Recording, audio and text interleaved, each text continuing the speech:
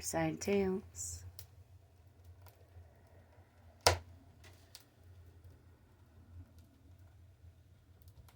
Excuse me, dear.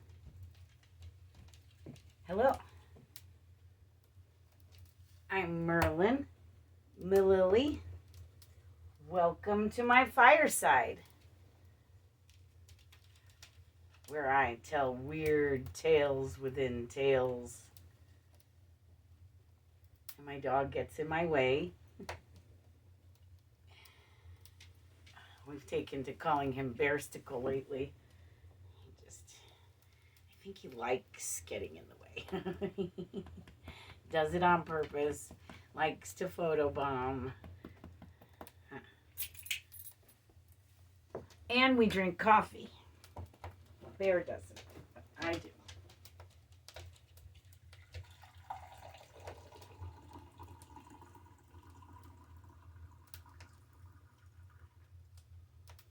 I drink coffee with milk. I left my milk in the refrigerator. I'm coming.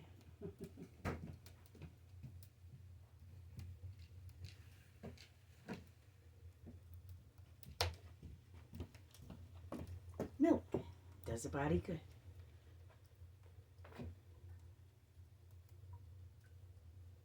I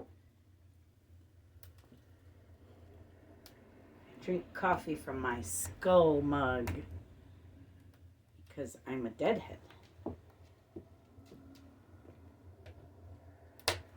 Because I'm a deadhead and because I drink coffee from my skull mug every week here at Fireside Tales, I tell you the story of the Grateful Dead.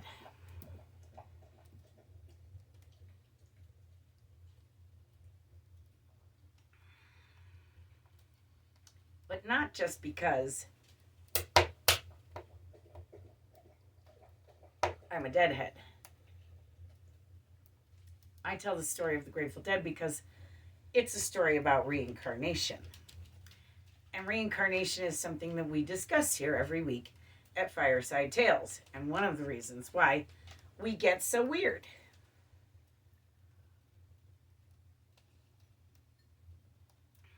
It's a weird thing, right? Reincarnation.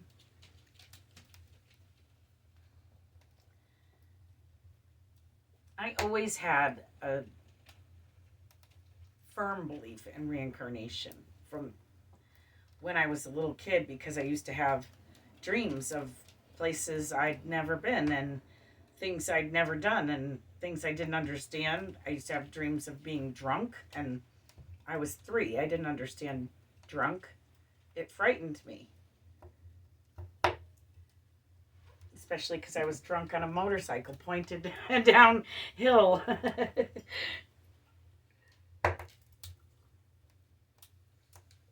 It was terrifying.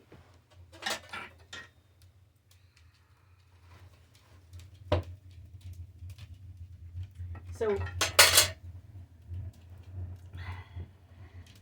fire and fire safety is something that we discuss here at Fireside Tales every week also, because fire is one of my threads in my book, in the Akashic Records. The Akashic Records is an ancient library,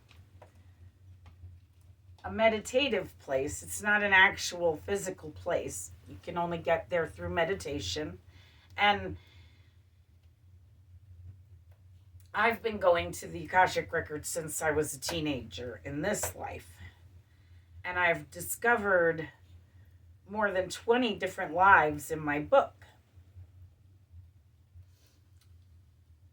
So, every week here at Fireside Tales, we've been discussing my book in the Akashic Records, essentially. So, I go to the Akashic Records and I go with my spirit guides, I go meditatively, and I only visit my book. I don't look in other people's books, but my book is really big and really old and really dusty. And there's a lot of information in there. And you don't really read it like a regular book. You just sort of go there meditatively. I go with my spirit guides, so they show me where it is. I have a key, though, to the library, and I do unlock the door, even for my spirit guides. And then they show me where my book is, and then I'll go to a section in the book, and I touch it, and I have a memory. So, like I said, every week here at Fireside Tales, I've been telling you the story of the Grateful Dead. This week is no exception.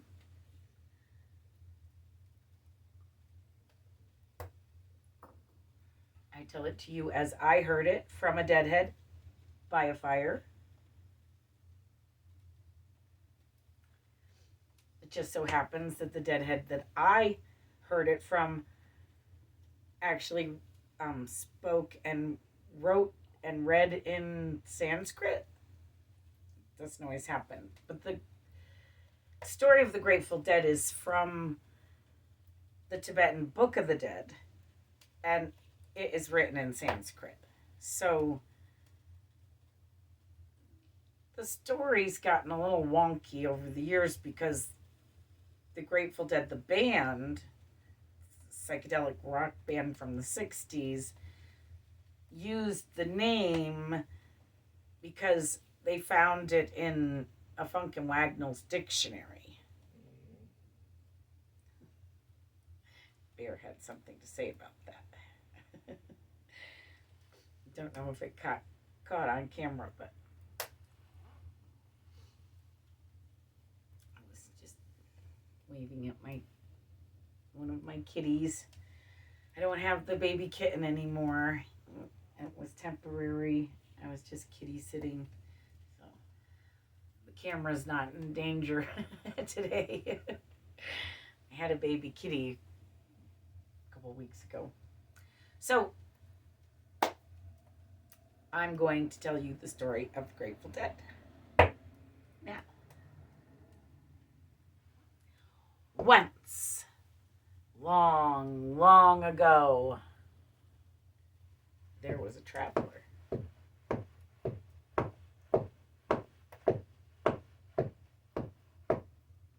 It was so long ago that she traveled by foot.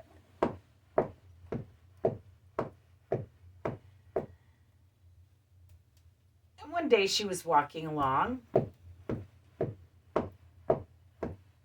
she saw a little village up ahead. As she got closer, she saw that there was a crowd. As she got closer still, she saw that the crowd was arguing. As she got closer still, she saw that the crowd was arguing over a dead body. Quite literally, there was a dead body laying there, and the crowd was standing over it, arguing.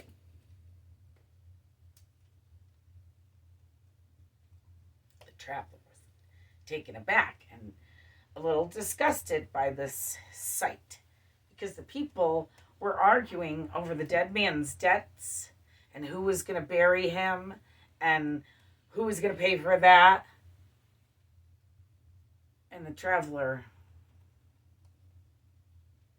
just pleaded for some silence. And she paid the dead man's debts. And she paid for a proper burial. And she prayed over the dead man's grave. And she traveled on. Until one day, she happened upon a life or death situation in which this stranger just came out of nowhere and just scooped her up and saved her life. The traveler said, "Thank you. Who are you? Why did you save my life? And the stranger simply said, I am the Grateful Dead.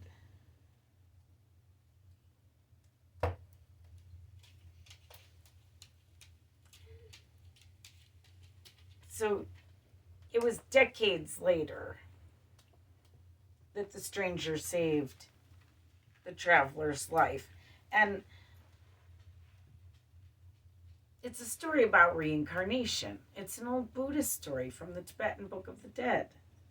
Buddhists believe in reincarnation.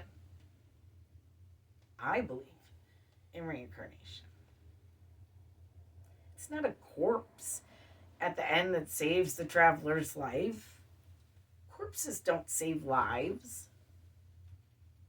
It's a reincarnated person. Dead man with the debts died and was reborn into a tiny baby body and got to have a whole new life.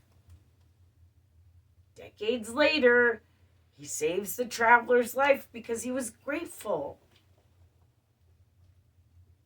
So he was dead and living at the same time, like me now.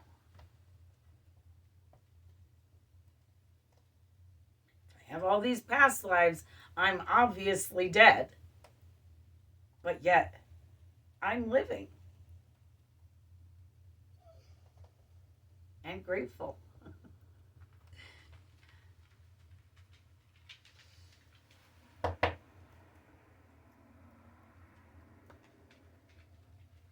Of course, not grateful enough for some people. Apparently, I'm supposed to bow down to a Grateful Dead's photographer's girlfriend online because I'm an ungrateful ass, they called me. So I'm not sure why or what makes me that. But I'm a little sad today because that all just happened, and I think I got kicked out of a group because I was attacked, and that seems unfair to me. I didn't do anything wrong. I suggested in another group that a person was being a little ungrateful and maybe they could have a better Christmas spirit, and I was kicked out of the group for saying that the admin was ungrateful. And it turned out the admin was this photographer for the Grateful Dead's girlfriend. And they told me, you mess with the bull, you'll get the horns. I was like, what? What does that even mean? And so I'm now an ungrateful ass and a bunch of other horrible things, and not family, I guess, according to some of them. So I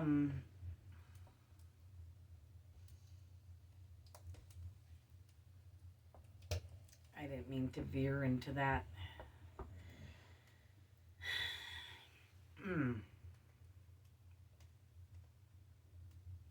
So last season, we talked a little bit about each life in my book. And this season, we are discussing my very first life in my book, that of Little Flower. She lived 10,000 years ago, and she's the first life in my book. So she lived for thousands of years because my book has this weird watermark. And before the watermark, my lives were longer. And everything was dry and light and sandy. And after the watermark, everything is dark and wet and muddy. And so I think the watermark marks the Great Flood, but my lives after the watermark in the wet, dark, and muddy part are shorter.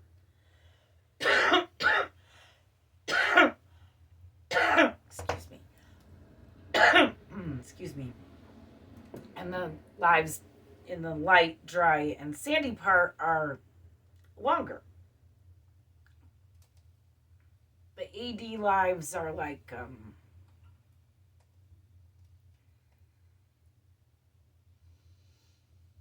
normal, like our lives now.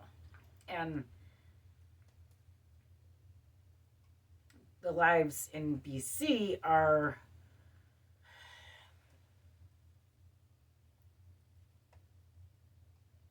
like 1,000 years long each or better.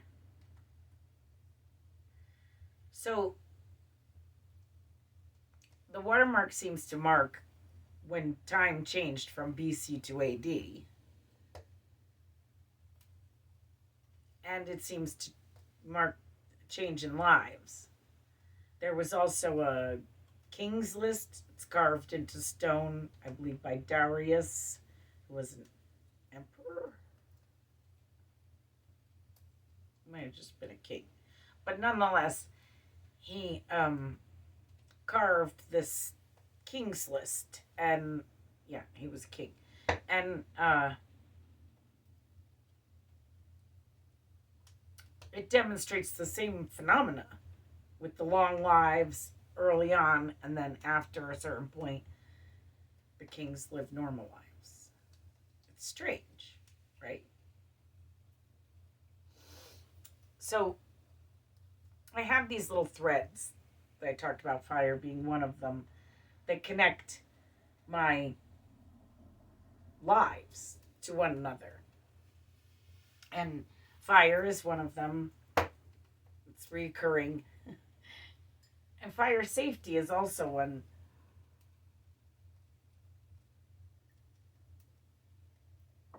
If you use fire, you have to know how to be safe with it. It's always good to have water. I have water in the kettle on top, and water in my cauldron here, and water in my sprayer around the corner. Though this is a contained fire, if you have an open fire outside, you want to make sure that your fire pit is dug down and lined with stones.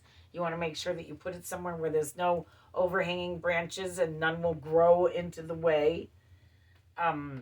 You want to make sure that you have a bucket of dirt and a bucket of sand, or no, a bucket of dirt or sand, and a bucket of water. I like to do a pot of water on a grate on top of the open fire so that I'm multitasking. I have my fire safety and I can make tea or soup or something. So I find it useful to have hot water, even just for dishes. If you're out in the middle of nowhere, it's nice to have hot water to clean with. So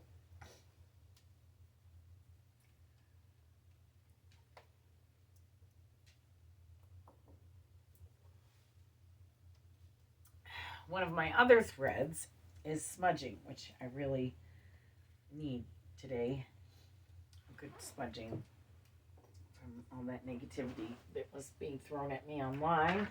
I didn't do anything wrong. I probably should have suggested that one lady be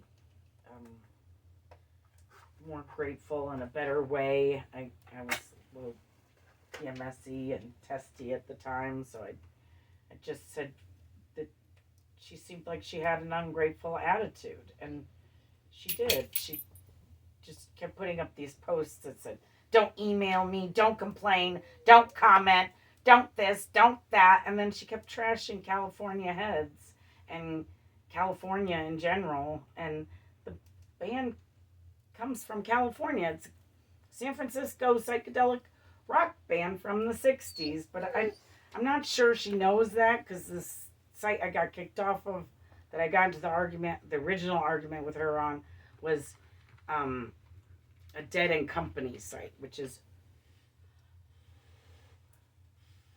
Bob Weir and Mickey Hart, who are original members of the Grateful Dead, in a new band with new members and new heads, obviously, that think they're better than everyone else. Certainly better than me.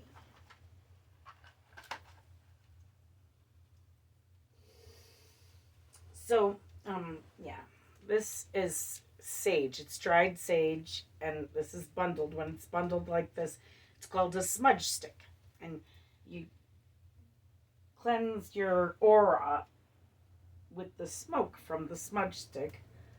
You light it like an incense. It's not for smoking.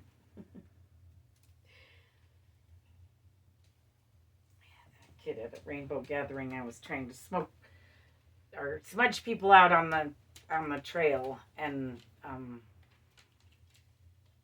this one kid tried to smoke my smudge stick. And I was like, no, you don't smoke that. No. So anyway, and also grounding is another thread. These are things I've been doing for centuries, thousands of years, just in different bodies. So Little Flower did these things. Well, she lived by fire because there was no other means of heat or warmth or cooking or any of that. So fire was a big part of their lives.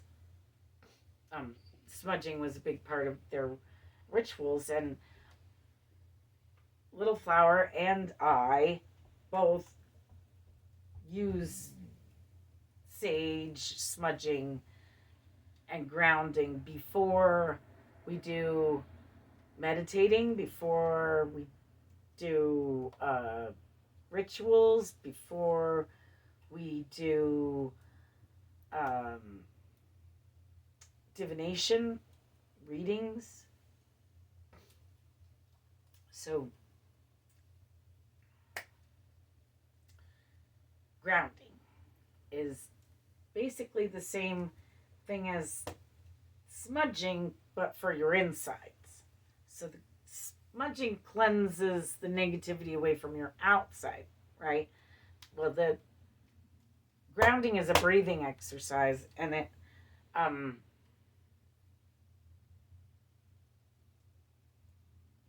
cleanses your inside of negativity. So we're going to go ahead and breathe out all our negativity.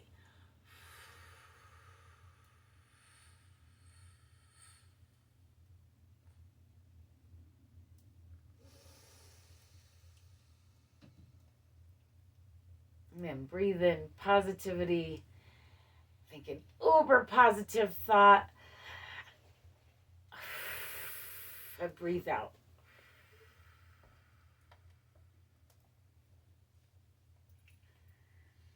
So you're changing negative into positive, essentially, in breath.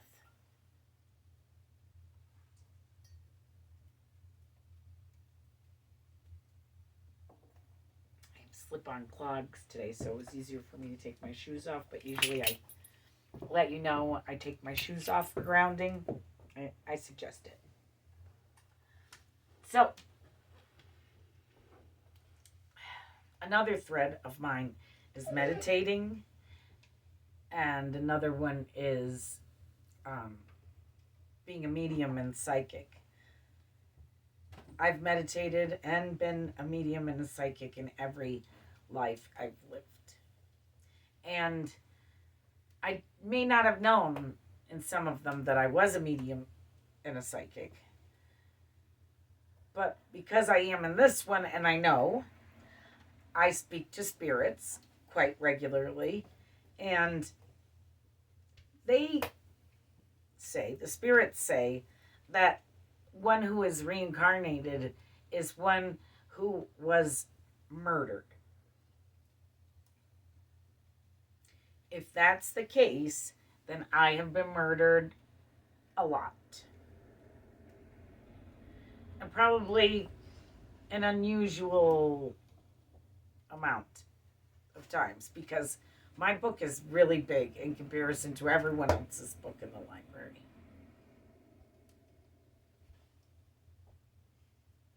So my circumstances are unusual, which is one of the reasons why I'm sharing with you now. Because there's like no way I could go 20, I think I had 26 lives, 23 lives in my book. There's no way I could go that many lifetimes without figuring this stuff out. So I figured a bunch of it out, and every week here at Fireside Tales, I share a little bit more with you.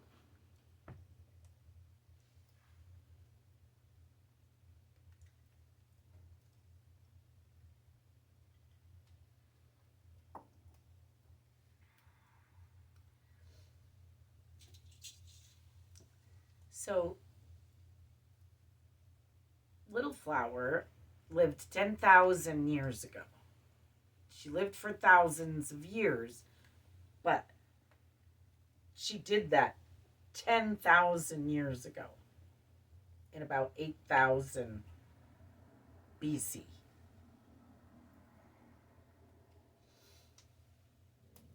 So far this season, we've discussed smudging, meditation, angels, astral projection, and how Little Flower used astral projection to read the stars and galaxies. Well, our galaxy. I'm not sure how much they could see in to other galaxies, but she certainly explored this one. We've talked about light. We've talked about the time period, 10,000 years ago. We discussed what we know, his story, and what I know, her story.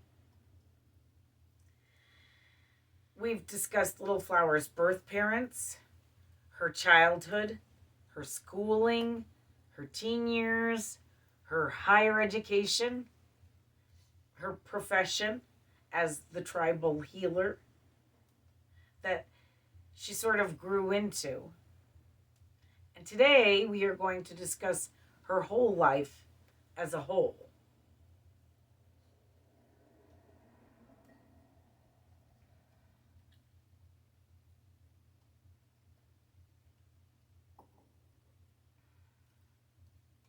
As the tribal healer,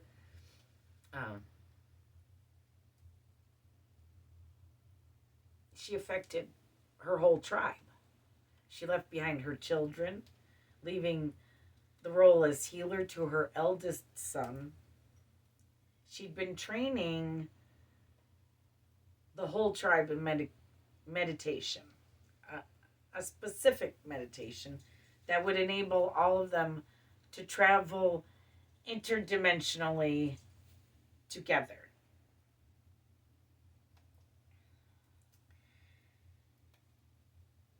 So this meditation, it's called the hunt. And you, as a student, you do the meditation over and over again until you survived.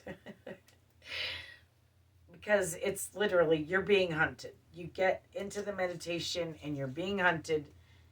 You have to choose an animal to be in this scenario, and then you meditate and you're that animal and you have to survive. So it's good to choose, an animal that's tough, not, a squirrel or a small fish or something like that. That would be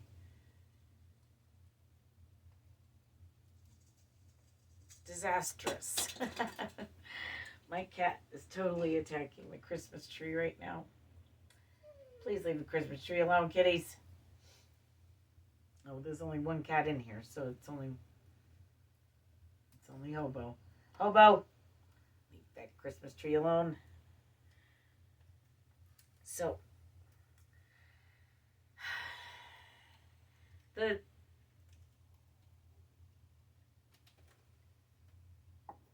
the tribe was trained, and then they were attacked. There wasn't anything yet like war. War wasn't a thing yet. This was 10,000 years ago.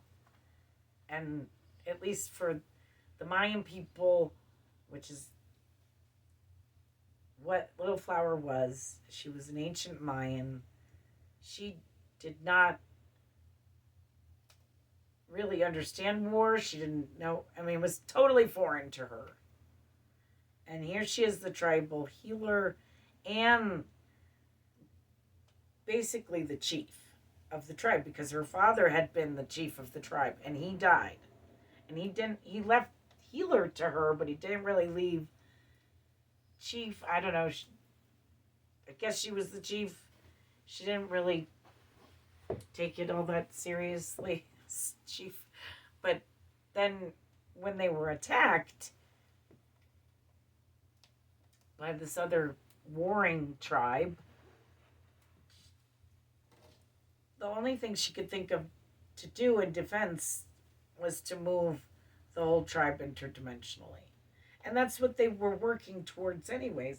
They were going to try it, when it was time to move to another location because the crops weren't going to grow or there wasn't going to be enough room for everybody or whatever.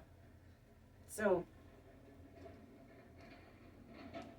they were going to move, and this was how they were going to do it. Moving wasn't even a thing. Like, people didn't move. This was 10,000 years ago. So everything, even interdimensional travel, moving within this dimension, war, these things were all foreign to all of them. In fact, interdimensional travel was something that wasn't as foreign to some of them as war and moving were.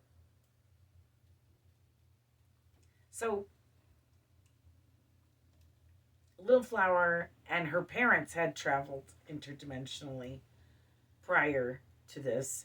Her parents taught her how, and then left her with the responsibility to teach others how, in the hopes that they could move the whole tribe someday, because they knew they would run out of room.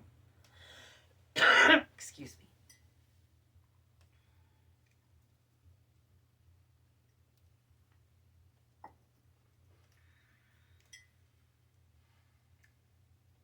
Now, not just Little Flower lived for thousands of years. The whole tribe, her parents, everyone was living for thousands of years back then.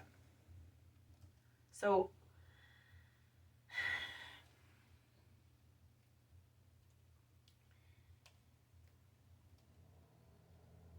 I'm not 100% sure they were all that successful in moving interdimensionally. My book seems to kind of drop off. I get kind of fuzzy, and that's the end of my life. I think I may have been murdered because I did come back. So it gets confusing when you get murdered. You're not really sure what the heck went down. I think we tried to move the tribe interdimensionally. We may have even succeeded at moving the tribe interdimensionally, but then I think we were attacked by whatever tribe was around us that we just, we didn't know where we were going exactly. We just decided to travel interdimensionally. Sometimes that works out, sometimes it doesn't. In fact, if you're not from the if you're not from the dimension that you're traveling to, or you haven't ever been from that dimension, born in that dimension, you probably shouldn't be traveling there. There can be a lot of mishaps, and this is actually physically moving your body from one place to another. And sometimes it can get dicey. Like, I've heard some horror stories about people trying to travel interdimensionally into dimensions that they didn't belong in. And they ended up, like losing arms and ears and eyes and stuff. It's weird. It's a strange and quirky practice that I don't recommend. And I had to sort of pay for having traveled interdimensionally.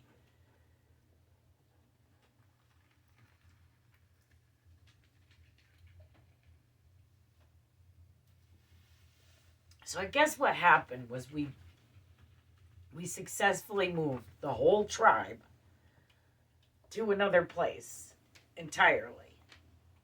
And in a hurry because these people were attacking. So there was, and I remember seeing this documentary a long time ago on Machu Picchu, which is where Little Flower is from. But I don't see how it would even be possible because people lived there after them. But anyway, the documentary showed like these weird, almost still life kind of scenes where people were clearly doing stuff and then they just like disappeared. Like pots half empty, half full, on the stove, like just weird things like that. Chore half done, like it was, it's, that's weird, right? Like for people to disappear and then for the video to disappear altogether also seems strange to me. I swear I saw it on National Geographic or something reputable too. It wasn't like some fly by night silly thing made up by some person trying to make money. It was it was something different. It was a documentary, and I believe it was National Geographic.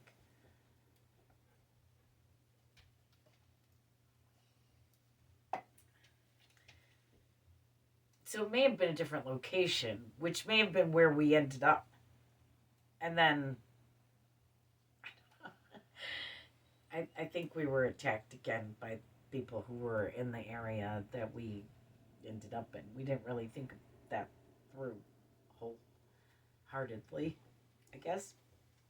But I guess we just figured there weren't any other people in the world, really.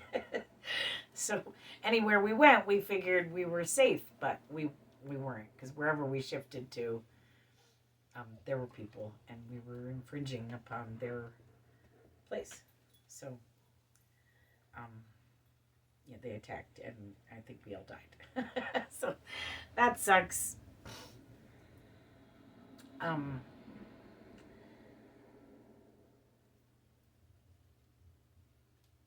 I guess that's about it for Little Flower for today.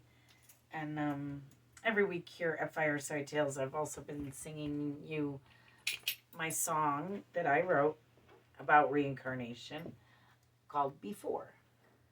So I'm going to sing Before now.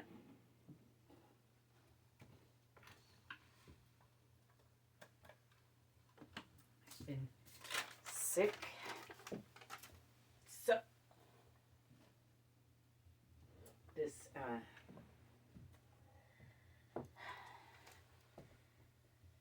may or may not be so great.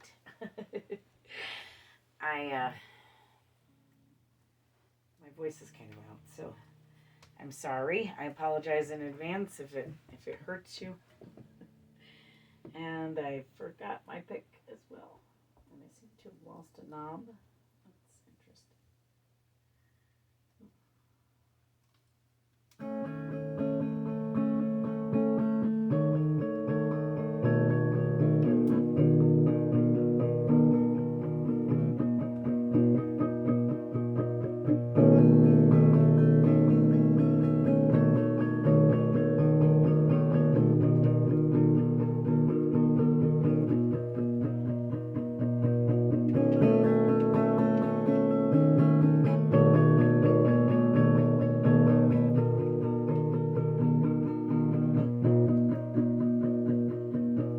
Reincarnation, reincarnation, reincarnation, reincarnation, reincarnation, reincarnation, reincarnation, reincarnation. I'm back. I'm back. I'm back. Somebody stabbed me in the back, and now I'm back. I'm back. But I lack memory of who I was. I must look back. But I lack memory of who I was before. Before. Before.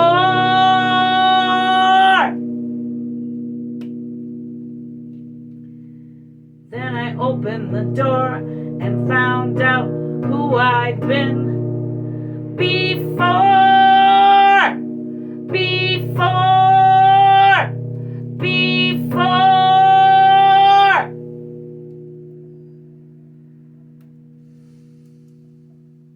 Who I was, when I was, where I was before, before, before. I opened the door to find it there. No more, no more, no more. Before, before, before.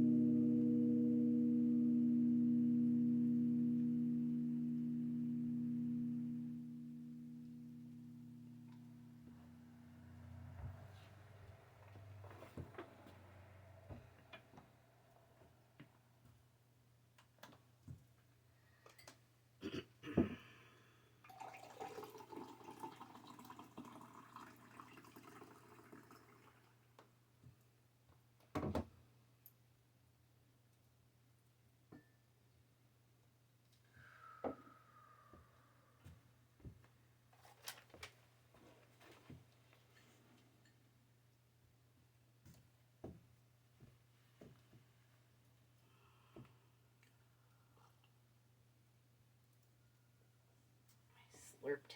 Sorry about that. It's a little hot here by the fire. I guess I needed a beverage. So I guess that's about it for me today. I don't think I have anything else to cover.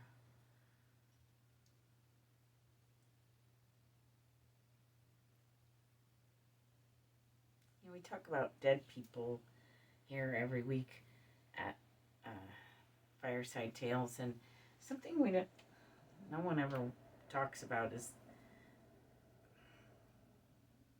all the deadheads that are dead. All, all of my friends are dead. So many of my friends are dead. Heroin took them all. So many. And the ones heroin didn't take, alcohol took. So, I don't have a lot of deadhead friends left in the world anymore. And, maybe it's because I'm an ungrateful ass. But maybe it's because they all died. And, sometimes I have a hard time with gratitude because it's hard to be grateful sometimes when everybody that you loved is dead.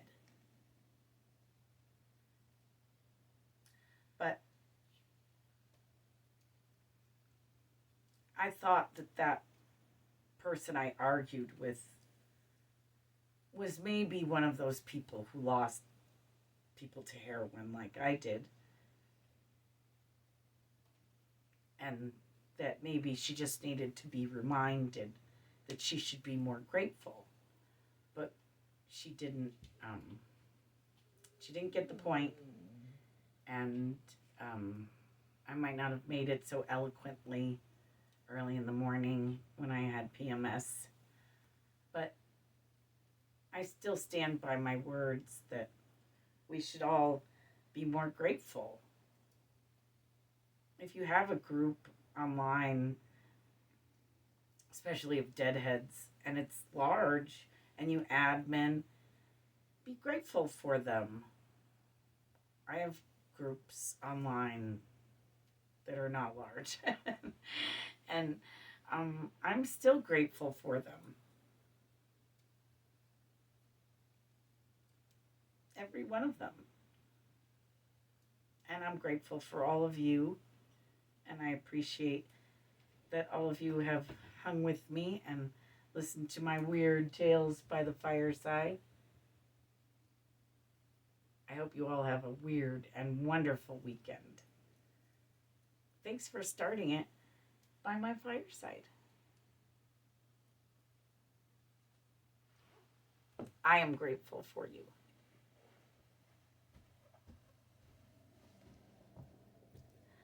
A Mililli Studios production.